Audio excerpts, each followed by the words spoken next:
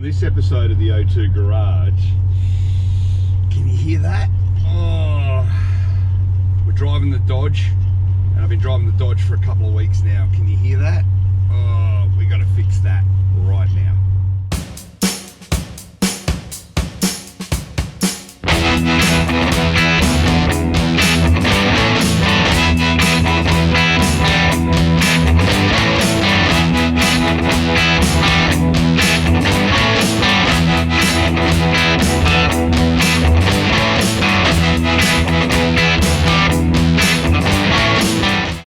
So I've had a bit of a problem with the Phoenix on that is that the rear of the tyres are rubbing, and they are 15 by 10 inch tyres on the back, and they have got two 6.5/50 tyres, which probably aren't the right tyres and the right selection. And I think what someone did when they put them on the car is they went more for look than anything else.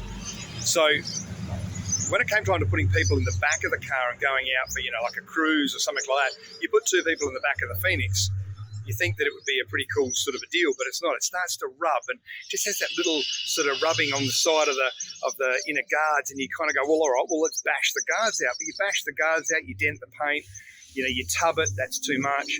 The only thing to do was going to be to reduce the size of the rim. So I spoke to Nick here at Tyres because he sells Street Pros, told him the situation. He came and had a look at the car. We checked it all out. Now, he's just called me and said that he's got them ready. Let's go and have a chat and see what he's got. How did you go, man? Where are they? Yeah, thanks, mate. So what Nick has actually hooked us up here is a set of similar Street Pro rims, but he's also put a smaller tyre, but you can see the tyre itself really does mount on the rim correctly, and that's what we needed. We needed a tyre, that a rim that's going to fit underneath the things. I think he's knocked it out of the park.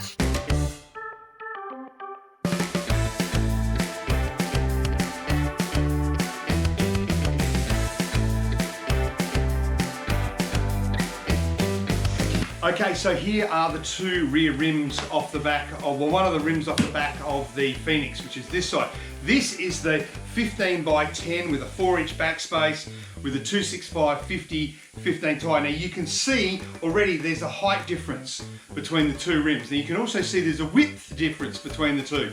This is what you would call a low profile. This is a taller profile. This is a 155/60/15. So it's a smaller width tyre and a taller tyre. But what you will notice is when you turn these on the side, if you guys can see that, the offset looks pretty good. I mean, you can see the 10's got this big dish, and that's what everybody likes. They like the big dish. But when you look at this, this is an 8.5-inch rim.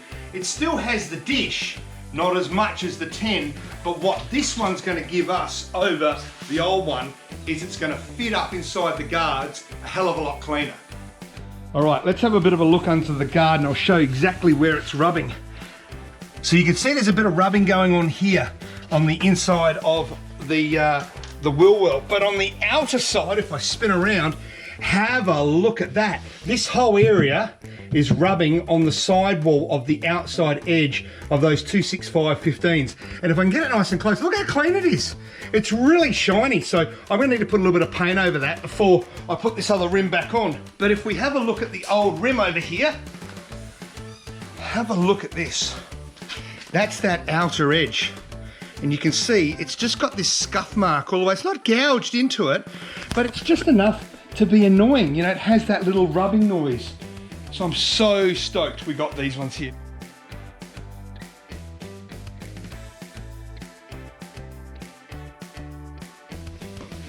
All right, so now it's down. We now need to check and see if it's touching on the side. There's only one way to do that, and that is to take somebody who is 75 kilos, or maybe heavier, and do a bit of this action. Because this is kind of going to be a bit of a belting, bit of an idea. Now I've painted the inside of the guard there, so if there's any rubbing or touching, we're going to see it straight away. Let's have a bit of a look and see what happened. That looks absolutely perfecto. I think we're in business. I think we've got ourselves the right rims and tyres. All right, well here we go. The rims are now on the car. Everything looks okay. Now these are 8.5s, and remember our originals were 10s. And what I did is I used this little piece of wood. It's a cool little trick. And what you can do is once you put the rim, before you take the rim off the car, you measure it with a stick, you make your mark, and then you put your new rims on and you measure your mark. And what we ended up saving here was about an inch in offset, moving them back in with those smaller tyres. We're going to have no clearance issues at all. It still looks really cool. It's got a good dish on, and it's got a big fat tall tyre on it now. So Nick from Tyres, we went to you with a problem, and mate, you just knocked it out of the park again. Told us exactly what we needed, and as you can see on the car, no hassles, no problems. And it's done. Look at that, listen to that. On the road, nothing. No scraping, nothing. When we cleared the inner wheel guards, we've given those wheels and tyres enough room to move up and down. Listen to that, round the roundabout. Perfect, perfect. Hey, but before we go, there's been a lot going on in the O2 garage, so I want to give you a quick update. Have a look at this. So there's been a couple of things happening at the O2 garage. It's kept us away from the project cars as of late. And I'll take you up the back and show you one of them. But one of the big ones that's been happening is that we are actually looking at expanding the O2 garage, not in regards to the internet, but to the physical shape of this garage. What we have is we do have limited spaces to put, you know, the Dodge here and a car there. But this area over here, I've never really taken you guys in to see. I've got a little bit of a workshop sort of an area there. But this is kind of like my storage junk room. And I took a panel out of the garage when I was building it, so you could actually come inside here and have this, which is a nice little, well, I'd say well organized, but it's not really well organized. Lots of shelves and bits and pieces and things like hoses and clamps and lowering blocks and stuff like that was the idea behind that. Outside, when you have a look at the garage, you can see we obviously have the place where the cars go in right there. On the far side of that, we actually also have a spot in here where bikes and stuff like that are stored. We keep our bikes and cobwebs. On this side though, we have that garage shed that comes off where all that storage is. And I used to have a rainwater tank here, but the rainwater tank has now been since moved.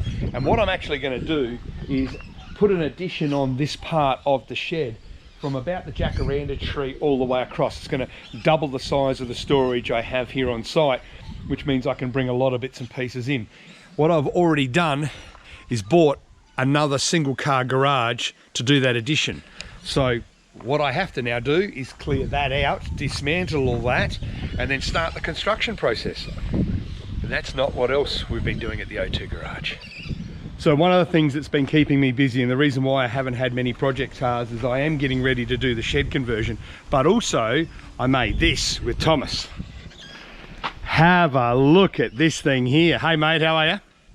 So it's a massive big piece of grassed area with a net at the end, and it's designed, as you know, with Thomas in mind because of what he's doing with his NFL punting.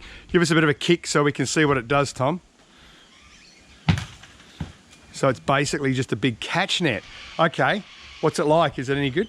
Yeah, good. It's like a golf net but for kicking, and that's really about it.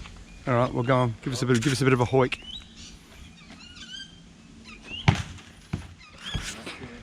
So Tom's in year 12 at the moment, and he's doing his kicking. You can just have fun kicking, mate.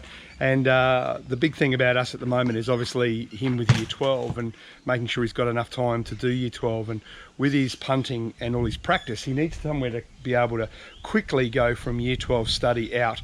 So we built this one. We're going to put some lights on it and stuff like that. And the idea is that he can just, you know, keep his school studies going, but also keep his exercise up and keep his focus on his punting. And he's actually not doing too bad at the moment as well. So it's paid off big time, but it has kept me busy. No problems. But that's it for this episode. Do us a favour, hit like and subscribe. Plenty more action coming up from the Dodge. In fact, we've got a little bit more action coming from another Dodge, which is the Dodge truck. So stick around for that one.